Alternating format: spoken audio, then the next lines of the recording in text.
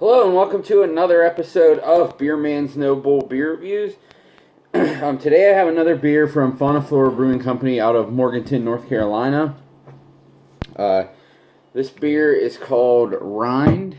I don't know if you can tell, but it's watermelon rinds, or making up the word rind. But it is a mixed culture fermented Gose beer brewed with watermelon, lime, Tulsi and salt. I don't know what Tulsi is, so I can't say that. It says holy basil. Okay. Anyways, this is the first time that they've packaged this. They've made it before, but this is the first time they've packaged it, which is cool. And it is 4.2 ABV. So, crack this guy open and see what we got.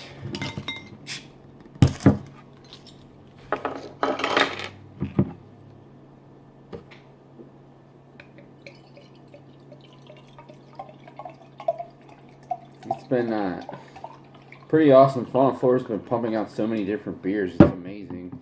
And a lot of them are actually getting distribution to where I am, like an hour and a half away from the brewery, so I don't have to drive up there as often as I did last year. And all the stuff that they're canning certainly helps too.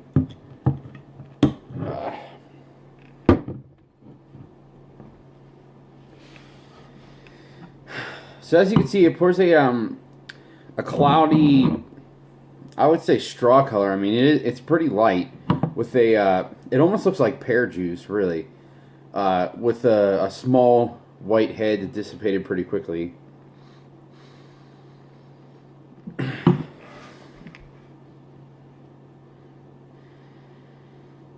The aroma is like really, really nice. Just like bright watermelon. There is a little bit of almost like a cucumber melon type thing, but I think sometimes watermelon has that aroma and taste anyways. There is a little bit of funk to it. I would say, some of their house culture is definitely in here, but it's not as prominent as like some of their saisons.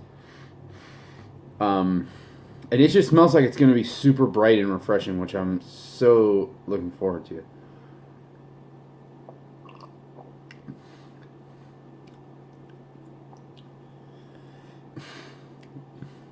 Wow, so it's actually a little more dry than I was expecting, given the aroma. So it does have, like, I wasn't sure if I was going to get it, but I definitely get the basil, which is interesting. I wouldn't say it's in the forefront, but you can definitely pick it up.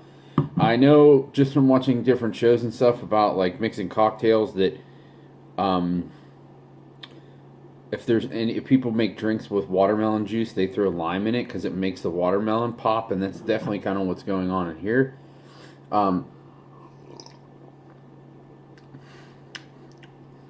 Like the forefront is more lime and almost like lemony. It's pretty like citrusy, but it's not super tart. And then it falls into more of a watermelon character. And then it finishes with like this really nice, dry, bready, slightly funky finish.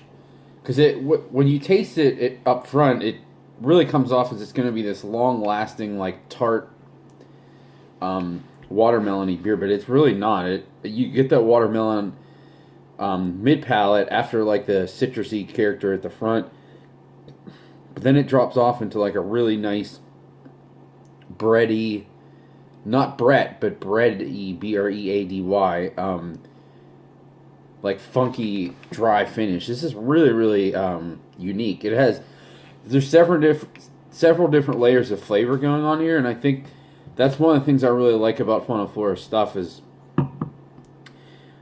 or their wild stuff specifically, but I mean, it could be said for some of their other things too. Specifically like the saisons, not even the AWA stuff, but the saisons and like just these mixed culture beers and kvasses and stuff. They have so many different layers of complexity, and it's like, it's not that they clash, but each one has its own unique flavor, and you taste each one separately. So it's not that they don't go well together, but it's not like they blend into their own flavor. They kind of, you can still pick out each thing, which I think is really interesting. I don't know what's to be said with that, like as far as how they do that, because not a lot of breweries really have that level of complexity where there's like several different things in it, and you really pick out each one, but none of them overwhelms the other one. It's pretty awesome.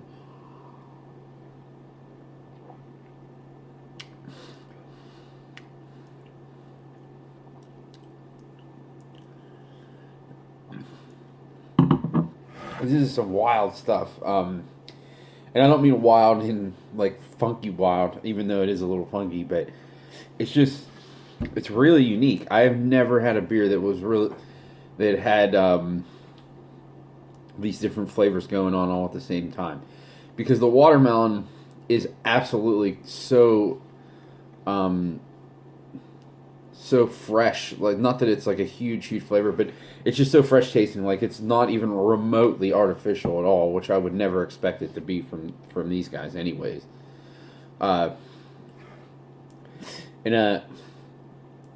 this 750 was $11, and I bought this from a bottle shop that has a little bit of a markup. So I mean, I don't even know. At the brewery, it might be, I can't imagine it's more than 10, but it might be even less than that, which I think is pretty crazy. I know it's not strong in alcohol, and it's not barrel aged, but it's still like a wild beer, and it has a ton of complexity to it.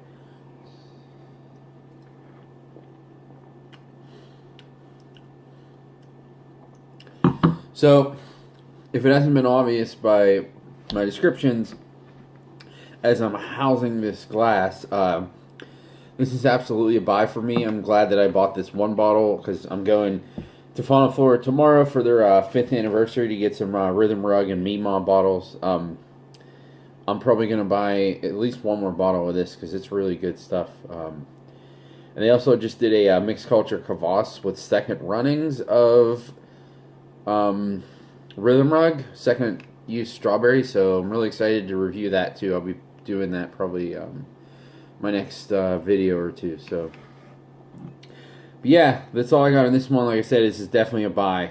Search it out. It's really unique, good stuff, and it's pretty cheap. So I think that's all I got on this one. Please like, comment, subscribe. Let me know what you think, and I look forward to doing the next one. Thanks.